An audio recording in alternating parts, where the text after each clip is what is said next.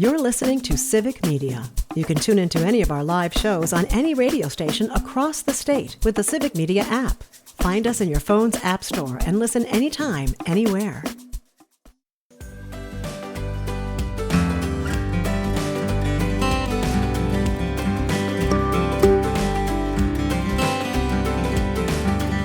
You're listening to Mornings with Pat Kreitlow on WBZH. I'm Mark Lundeen, and here's what's happening in Hayward today. Eccentric fitness classes happening at the Cable Community Center starting at 8:30 today. They are located at 13660 County Highway M and Cable.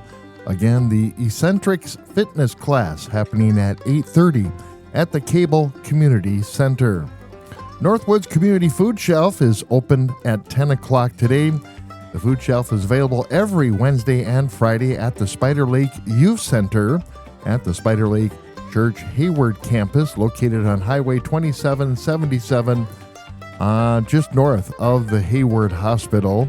They have lots of meats and produce available. Everyone's encouraged to get food from this program regardless of your financial situation. Again, the Northwoods Community Food Shelf opening up at 10 o'clock until 3 o'clock today.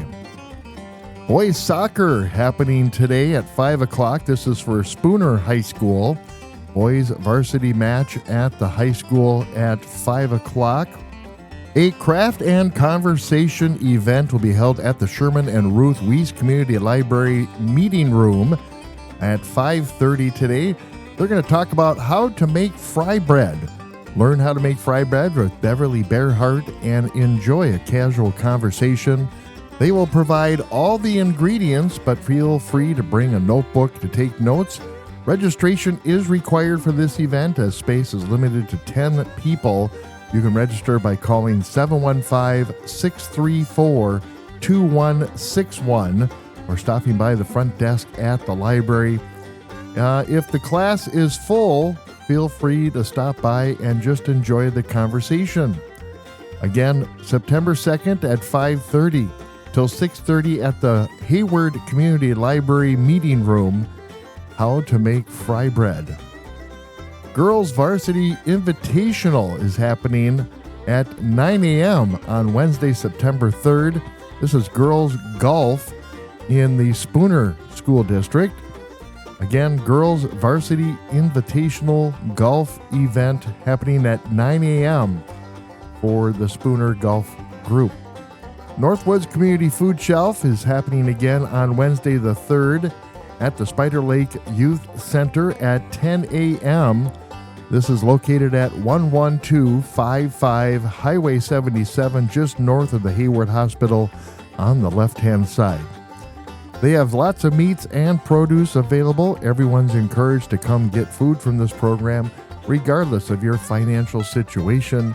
Again, the Northwoods Community Food Shelf opening up at 10 o'clock on Wednesday. The Strong Bodies program will be featured at the Lakota Ray Aging and Disability Center, located at 13856 West Corbine Road in Stone Lake, starting at 10:30 on Wednesday. This program has been shown to increase strength, muscle mass, and bone density.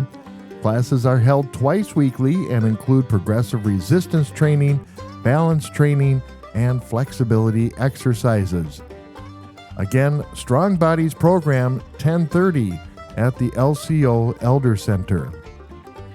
Super Senior classes is being offered at the Hayward Senior Resource Center at 11 o'clock. This is a 45-minute class geared towards those 60 and older and is chair-based, and they work on balance, strength, coordination, core, and, of course, having fun. It's all happening at 11 o'clock at the Hayward Resource Center. Power Pump courses are offered at 4 o'clock on Wednesday at the Cable Community Center, located at 13660 County Highway M. This is a dumbbell class that is designed for all fitness levels, targets all major muscle groups by using exercise such as squats, presses, lifts, and curls, emphasized low weight loads and high repetitions, and motivational music.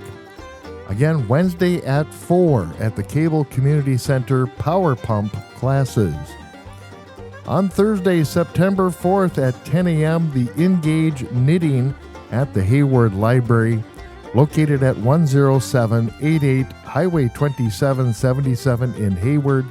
Join the fun whether you are a beginner or experienced knitter or prefer another craft and would just like the camaraderie.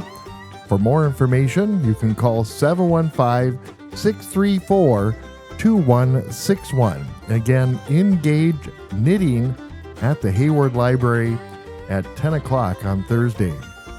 Thursday at 4 o'clock, the Spooner Golf Club, the girls' varsity match will be at the Grantsburg Public Golf Course. Again, starting at 4 o'clock. This is for Spooner Golf girls' varsity match in Grantsburg.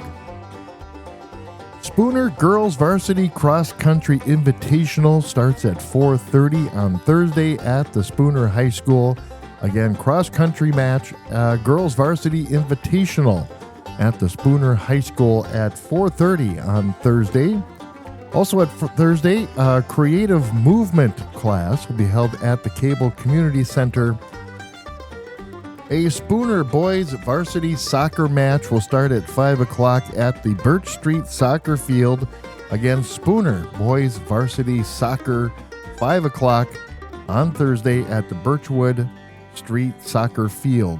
Boys varsity in Hayward is against Cumberland at the Cumberland High School. Again, boys varsity soccer for Hayward is away at Cumberland starting at 5 o'clock on Thursday. And finally, girls volleyball varsity is going to be at 5:45 at the Spooner High School. You've been listening to WBZH Hayward Today, local report on mornings with Pat Kreitlow. To stay up to date with everything in the Hayward Lakes area, download the Civic Media app and click on WBZH in the station listings. Coming up after local news and information, Pat Kreitlow returns. I'm Mark Lundeen, and I'll be back here in 20 minutes on Buzz of the North. It's 6:59.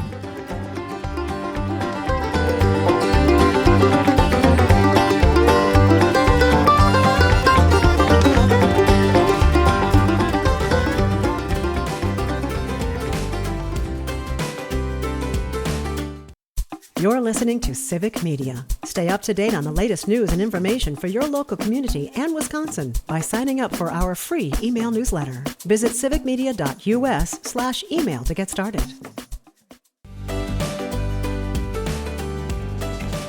More with Pat Kreitlow here on the Buzz of the North on a Tuesday and a post-Labor Day weekend. Joel here, Mr. Greg Gunderson. We are present. Nothing more expected on the day after Labor Day, right? I'm present, but I am no gift, I'll tell you that. Well, the big news.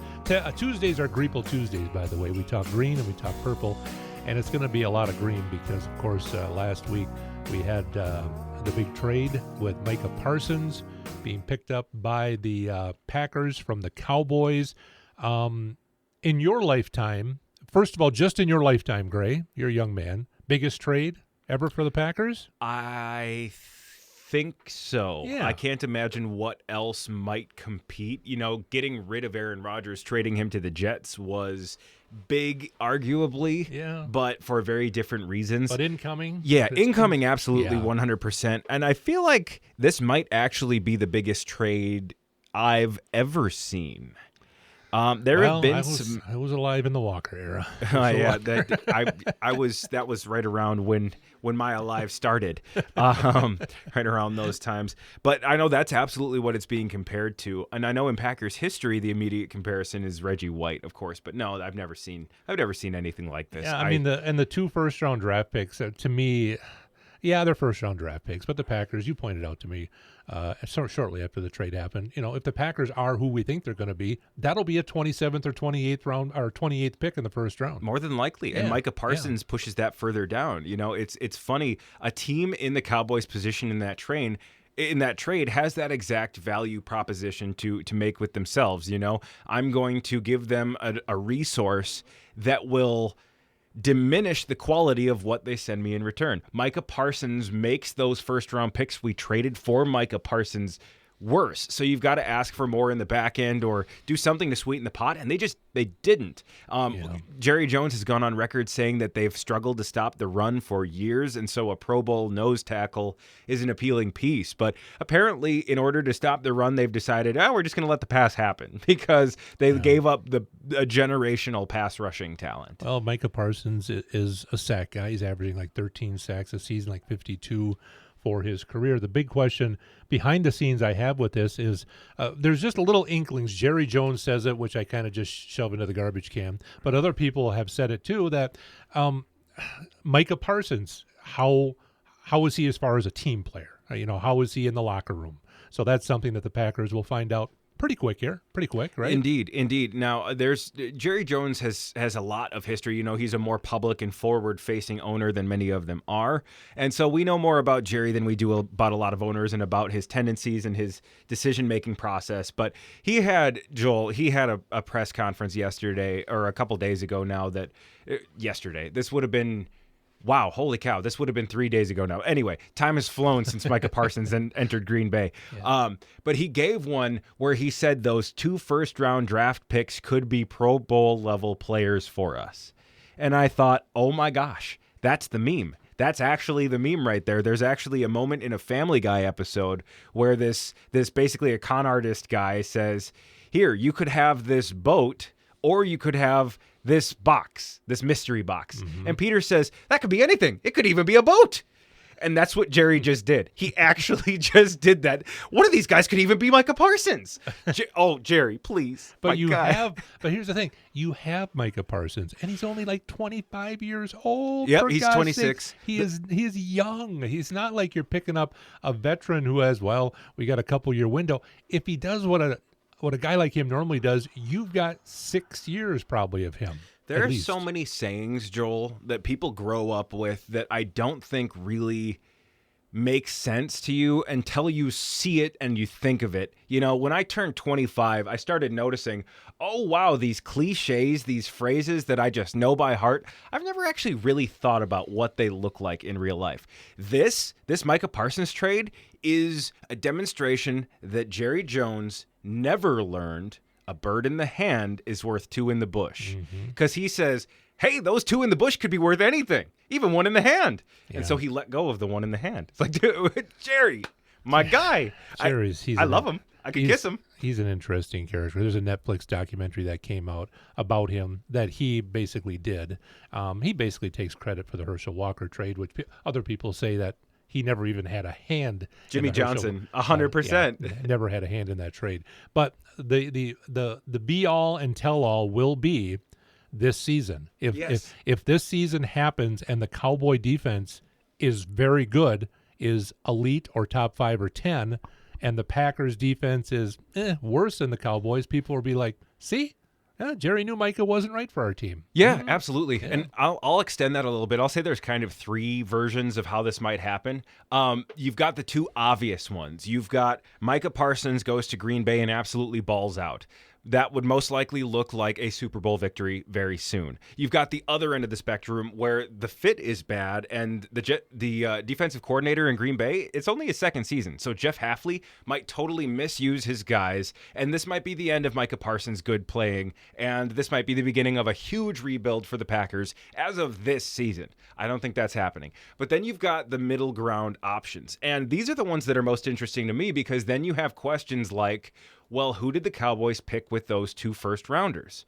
Where we're looking 3, 4, 5 years down the line, and where we have to say, okay, Micah had a couple good seasons and a couple bad ones in Green Bay, which frankly is the most likely thing to happen. And then we'll ask questions like, okay, Micah versus player A and player B. These are 2 guys who aren't even in the league yet, who we just basically traded for Micah Parsons. And we'll have to compare those players. Now, if you look at past trades like that, the Saints and Ricky Williams, Mike, what were you doing?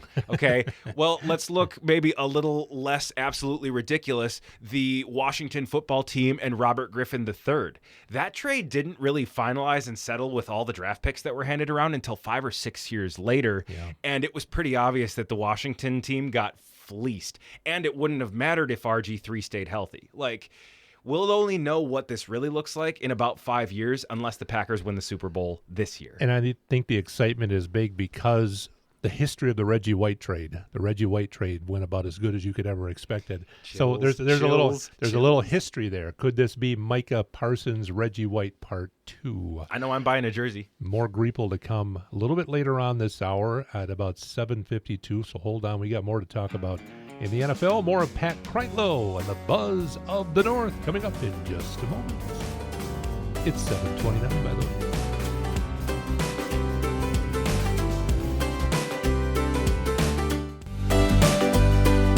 More with Mr. Pat Kreitlow and the buzz of the North and Up North News coming up. Joel and Gray here. It's a Greeple Tuesday. That means we talk football every Tuesday, the green and the purple. Now, earlier this hour, Gray, we talked a lot about the Micah Parsons trade and such like that. Really overshadowed by two things. The Adam Thielen trade came out, and Viking fans were very excited. And then we had that tragic Minneapolis shooting, and then we had the Micah Parsons thing that just stacked right behind it. So the Adam Thielen thing got, appropriately enough, got shoved to the back. But that could be a big move for the Minnesota Vikings because they need receiver help. He knows Kevin O'Connell. He worked out with J.J. McCarthy the last offseason. Yep. He knows J.J. McCarthy. This, as far as the question mark that surrounded the Vikings receivers, because Jordan Addison's out the first three. Justin Jefferson has hamstring issues. He's okay now.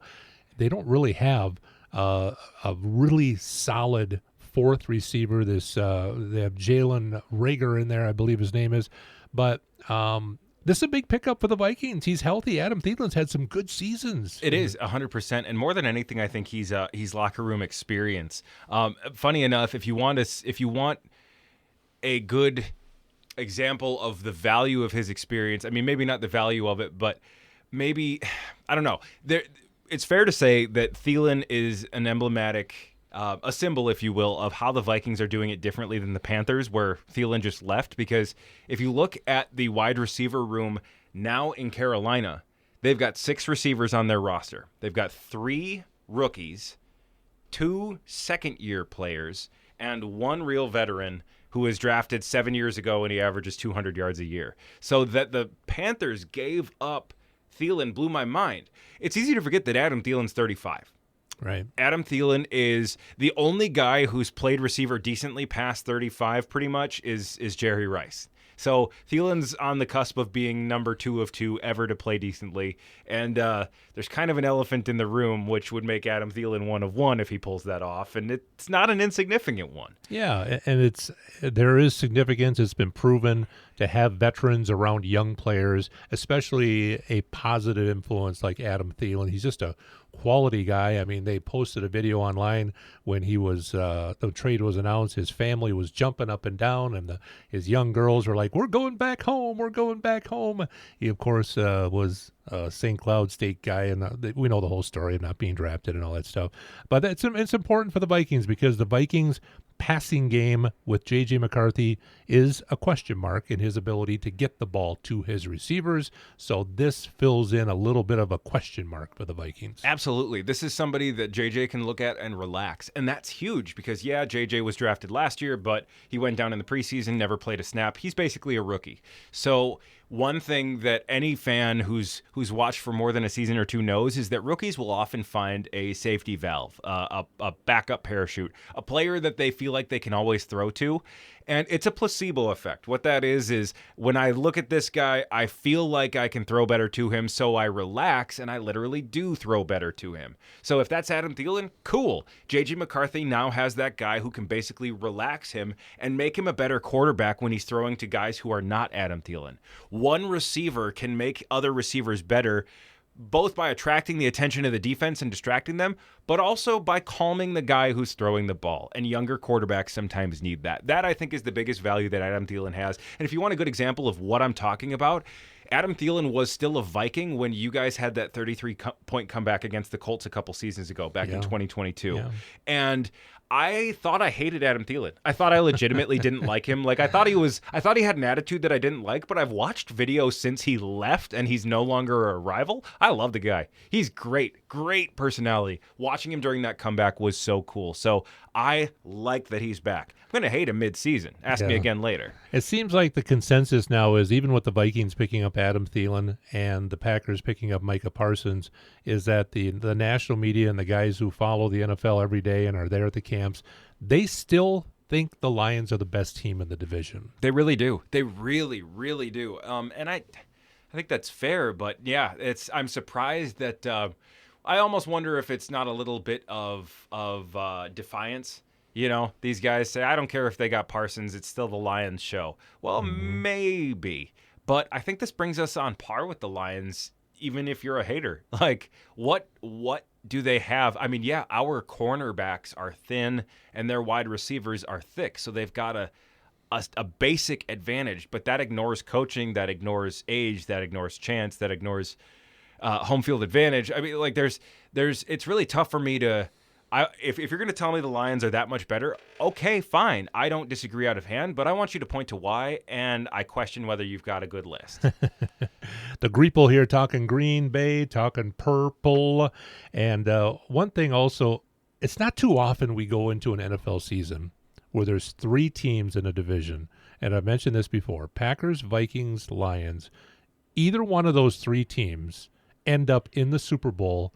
Not a huge surprise. Not at all. 3 have. It's not too often you have 3 teams in a division that all legitimately have arguments of why they should be on TV Super Bowl Sunday. Our division is about to do what Tom Brady did for 20 years. You know, like it's just the NFC North.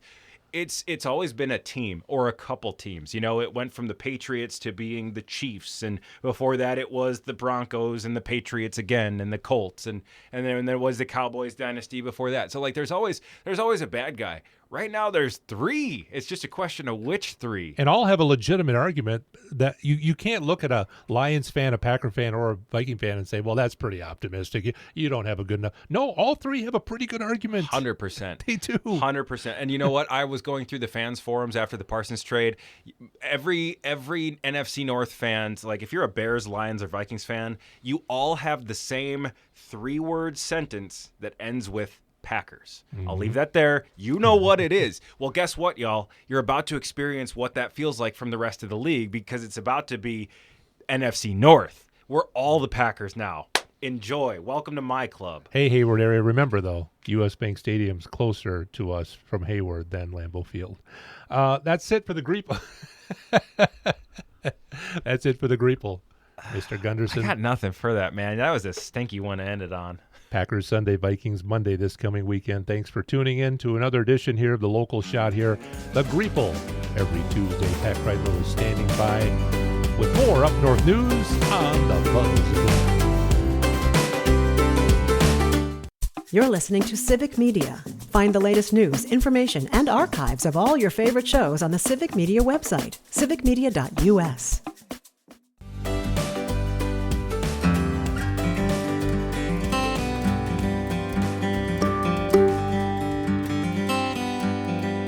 You're listening to Mornings with Pat Kreitlow on WBZH. I'm Mark Lundeen, and here's what's happening in Hayward today.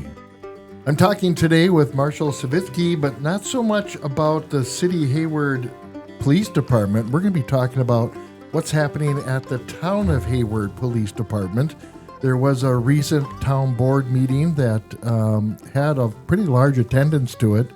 And Marshall, tell me what you experienced with this meeting and what your presentation was. They had a special meeting to hear from the public in regards to the future of their police department, the Township of Hayward. Specifically, I have interest because I'm the chief of police for the city of Hayward, and I'm also on public safety for the Sawyer County Board. And I hear a lot of things, and I see, where we're shorthanded in the county, whether EMTs, firefighters, but specifically what caught my eye that day was the police department and law enforcement in this area. Yeah. and I just don't want to see any law enforcement reduced in any way. So, so I was interested. It puts a strain on the other departments that operate around the township, including the county and the city and Bass Lake and other communities. Right now, the City of Hayward Police Department and the Coteau Tribal Police Department were both shorthanded. We both have both departments have some recruits in the police academy right now. So even today, I got a guy who took the whole month of August off, and I'm covering the road. So there's just me in the City of Hayward for 2,600 people. And there's nobody working for the township right now. And so it's just me and a few county guys and maybe one LCO officer today. So, I just don't want to see any law enforcement reduced because we stay pretty busy. We stay pretty busy. Heck, I was late for this radio show today just because I was on a car accident. So Right. So you were there at the meeting. What was the discussion about? How did the public feel about this? And what was the final vote? So the public definitely showed up to support the police department and not wanting to reduce it by any means.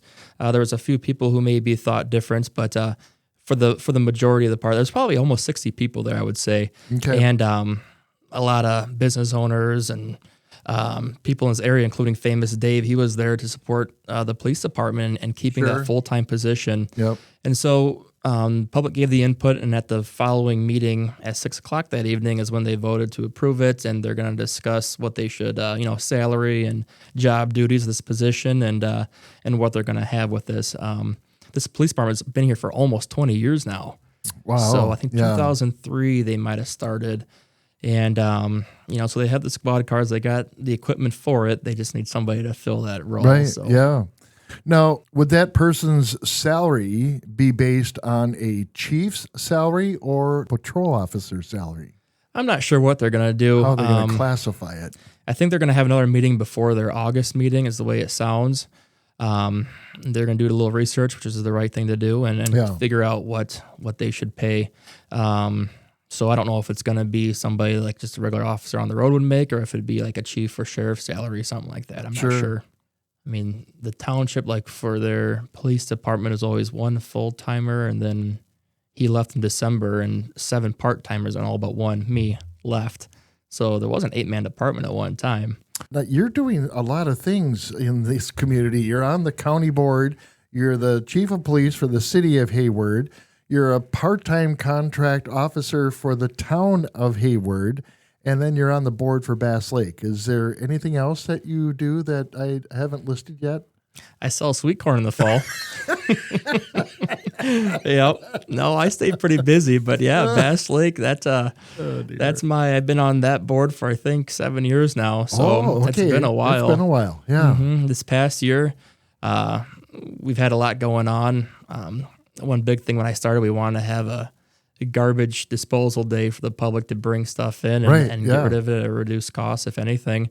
And we've been doing that. It's one of my pride and joys, I guess. And this year we had it, and we had a record year for items like refrigerators and microwaves and tires and everything else. These groups that pick up ditches or whatever, they always plan that week moving into it. So we also have a few road projects we're working on right now. And so we've been working with the LCO reservation for funding, and they chipped in, I think, a little over $100,000 to help repave Froma Road, which really needed it. Oh, yeah, it really did. Mm-hmm. And they're going to get a lot more traffic now that the dormitories are opening up on that road for the farm, and then future expansion for the university. There's so much building out there in that block near Four Corners, community-wise and the university-wise with, like you said, housing and the farm. So, it's needed. So now also in Bass Lake, as a county board member, you represent that area because that's where you live. Mm-hmm. And so how does all of this tie into what your responsibilities are on the Sawyer County Board? A lot of it falls hand in hand when it comes to resolutions or things like zoning. Most of what we talk about during town board sessions is specific just for the township, but kind of what falls within the whole area, like zoning, like I said, does go back to the county board, especially like camping ordinances, or that's kind of the hot topic these days. Yeah, talk a little more about that camping ordinance. The townships in Sawyer County, they push to have their camping ordinance specifically, for like campgrounds at 30% capacity on parcels. And It passed most of the townships in the county, and then Sawyer County Zoning Committee, and then it was brought forward to the whole supervisor group for the county board, and they denied it and is allowing 100% capacity for these places. So Wow. one thing the town of Bass Lake specifically wanted was more transient parcels, so places, people who could show up that day and want to camp instead of having like year-long contracts with certain Right. resorts or whatever. They want to Yeah. have people passing through be able to camp for a day or two with their family and move on if they wanted to. So Well, Marshall, thanks for stopping by and talking about these various issues, and we'll have you back next month. appreciate it. Thanks. You've been listening to WBZH Hayward Today, local report on mornings with Pat Kreitlow. To stay up to date with everything going on in the Hayward Lakes area, download the Civic Media app and click on WBZH in the radio station listings. Coming up after local news and information, Pat Kreitlow returns. I'm Mark Lundeen, and I'll be back with more Hayward area information tomorrow morning. It's 8:29.